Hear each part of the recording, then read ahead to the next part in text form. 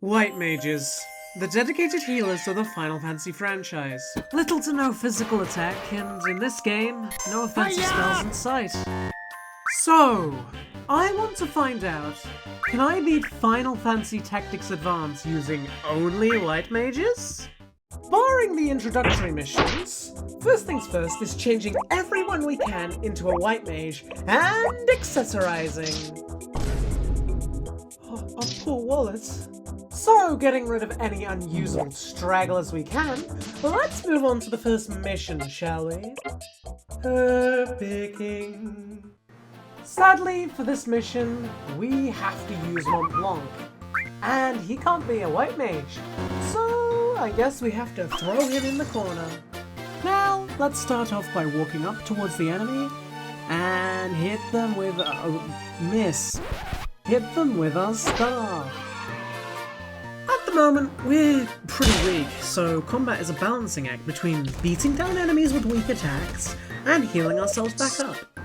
A strange sort of comical slugfest. One which I am far from proficient in. One of our members is much better at healing than attacking due to their starting job. And the rest, well, they can't heal as well, but they do manage to dish out more damage. Still not that much though.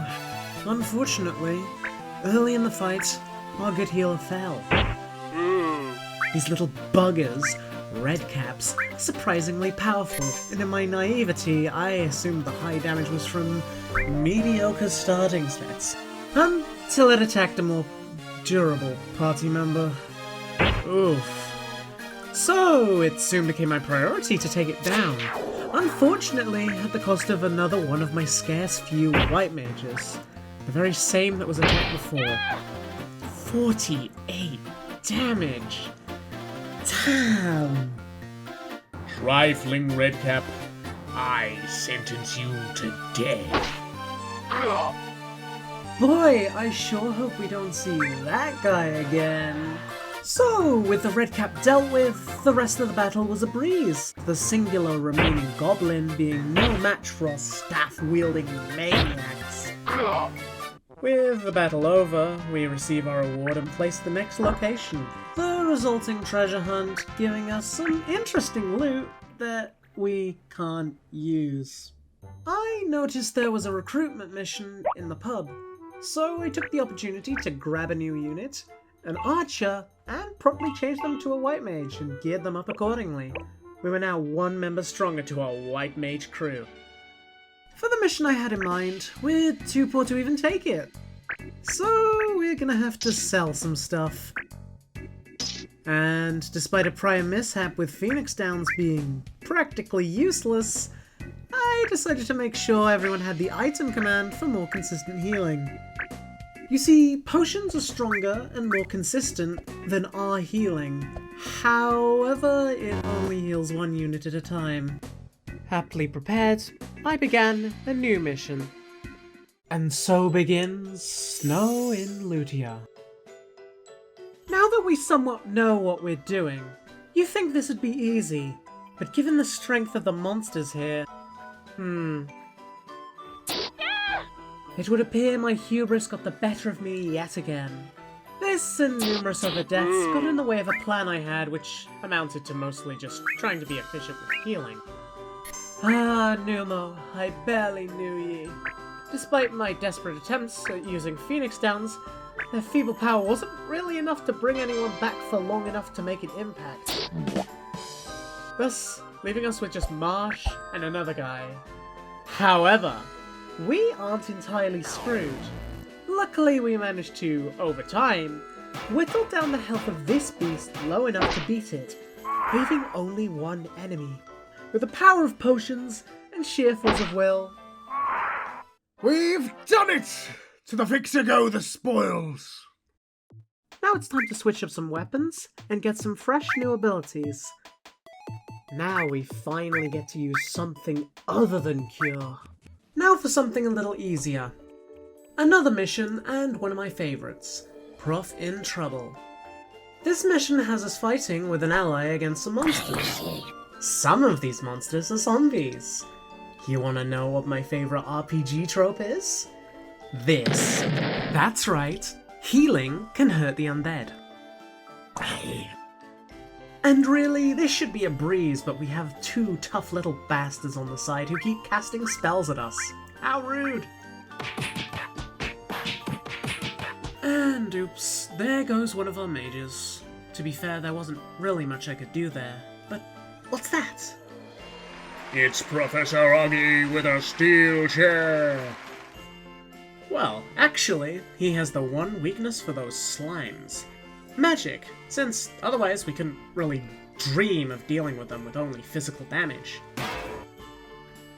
We also try to use the Phoenix down again, and this time it's not even that bad, since we just heal up afterward. Speaking of, that zombie dies to our medical might. Before our slimy friend can magic us down, we, with special thanks to the Professor's potions, we take down these zombies. And finally, we let Augie take down the last slime. The MVP, the goat dog thing. Victory. Ooh, would you look at that mastery? I guess it's good we got such a hefty reward since we'll need to replace more weapons. And maybe we can get some cool accessories as a treat. Our next mission is Frosty Mage. Oh hey! A non-monster unit. A black mage. They're a lot like white mages, except instead of healing people, they kill people. Right, yeah, on to the mission. While we still had it last time, we can see it here in better action. A new ability called Protect. What it does is it greatly increase our physical defense. Sure, there's a magician over there, and that won't really help for that. But our threat of monster attacks is lessened quite a bit from this. Now you might be wondering, how am I going to deal with all these magic attacks? Well, what an astute observation. Guess what else we have? This is Shell, the magical counterpart to Protect. That's right. So let's put up some defenses. Now, despite being better protected, things do still pack a punch, but I hope you didn't forget what a white mage does best.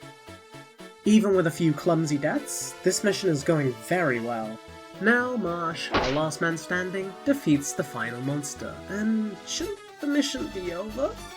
Not so fast, my eagle-eyed chum. Before things end, we have to destroy those weird pillars. They're weak, but let me tell you something first. They can't hurt us, so we could just stay here, casting heal on ourselves every time we get 10 XP, slowly leveling infinitely. Am I gonna do this? No. It sort of defeats the purpose of a challenge run, and if I can't even beat the run at max level, well, that would also be a problem. Time to decide, let's finally take these things out, and the mission's over. Now it's time for a story mission, Thesis Hunt. That means Mont Blanc's going back in the corner. And I forgot to check the laws. Yeah, dumb mechanic in this game, sometimes it's illegal to attack. What's illegal and what gives a bonus is shuffled around overall, but in the end, it just kind of ends up as annoying busy work.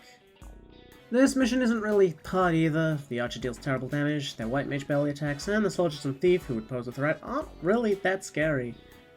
Gang up and heal, baby!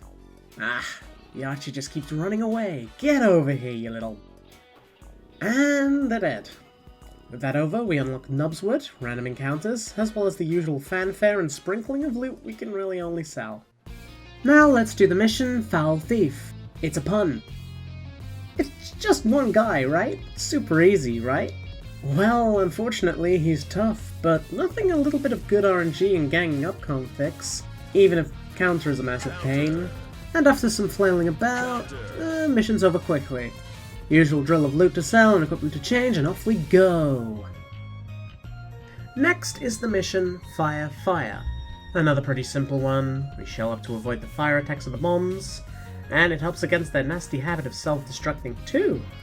They're pretty weak, and honestly I think this was an incredibly one-sided mission. So we're done with that one too. Whew, things are almost getting too easy. Now it's time for a wanted mission.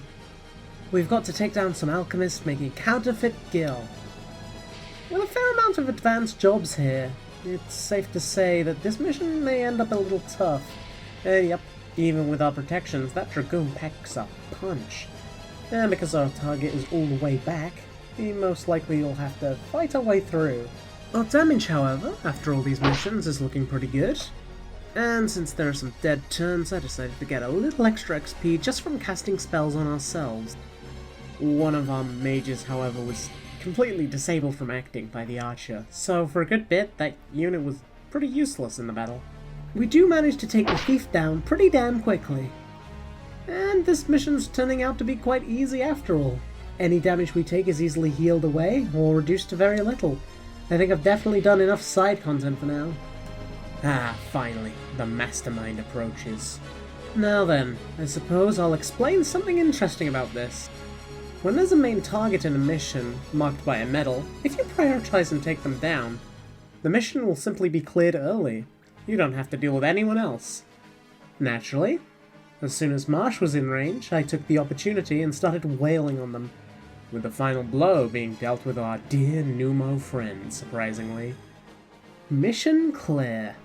Right, enough tomfoolery, it's time for the story. In this mission, the cheaters, we'll see some story, and while I won't show the full dialogue, I can sum it up in a dubiously accurate, albeit humorous manner. Hello, Rats.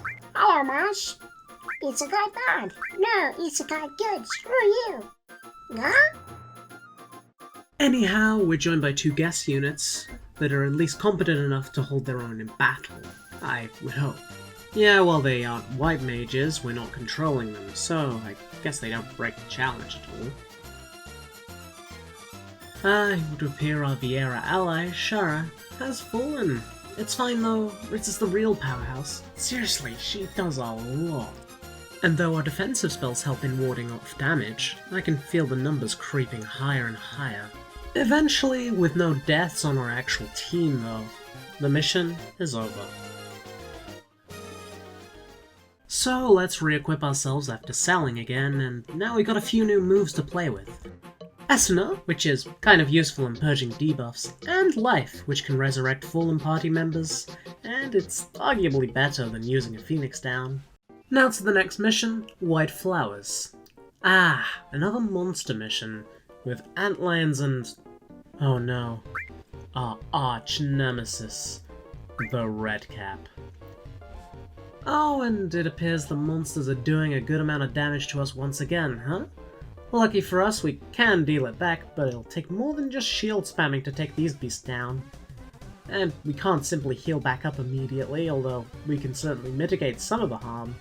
So it's a good idea for us to throw out efficient heals as much as we can, but of course, attacking when we can. Same old, same old. Ah, the Redcap's special attack, Magic Hammer. Despite its powerful MP damage, it's not too bad, because as you can see here, the melee attack is much more threatening, and without a protect, I know what I prefer. The thing is, our MP can always regenerate over time. Our HP and lives, well, that requires some intervention. To be honest, even with all these threatening foes, we're able to take these guys down. And lucky for us, before their untimely demise, this Redcap mostly spammed Magic Hammer. And with the main threat out of the way, our last enemies go down quickly. Same gist, Gil, loot. Next mission! Another story mission. Desert Peril. Something strange is happening to the monsters here, so it's up to us to mercilessly slaughter all of them. That's the mercenary guarantee. Like usual, it's shielding time, and with the powerful melee of these beasts and the thunder magic from the slime, we'll pop up shell and protect. And not a moment too soon, we are accosted. By this point, our melee attacks aren't too bad, with our slowly leveling attack stat and newer weaponry starting to amount to something. And thanks to our magical shields, we're pretty damn unscathed from that attack. Something easily healable in the turns we can't reach our enemies. Despite our prowess in other fields, we can still take a large chunk of physical damage, and unfortunately for us, as usual, most monsters can deal it. So, same old strategy once again. Yep, that's right, you guessed it, huddling and healing till we make it to the end. What a shock! What a twist! Surely it's getting repetitive at this point, right? You. This little fucker. This little bitch. You are the anathema to my run. The poison in my blood. Your gelatinous hide fools me not, for you are... The devil. Okay, so here's the problem. Our damage against this guy is weak and pitiful. The dude's got way too much defense. So surely we can just beat this guy down, right? Right? Well, you can see, since this guy can cast thunder spells and absorb thunder, it could just heal itself. But surely there's a chance it could miss. Surely. I spent literal hours upon hours failing to make any meaningful progress. Even with us slowly growing stronger, or even if we hit max level.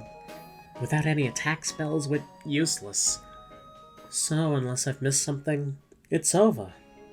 And so, we cannot beat Final Fantasy Tactics Advance with only white mages.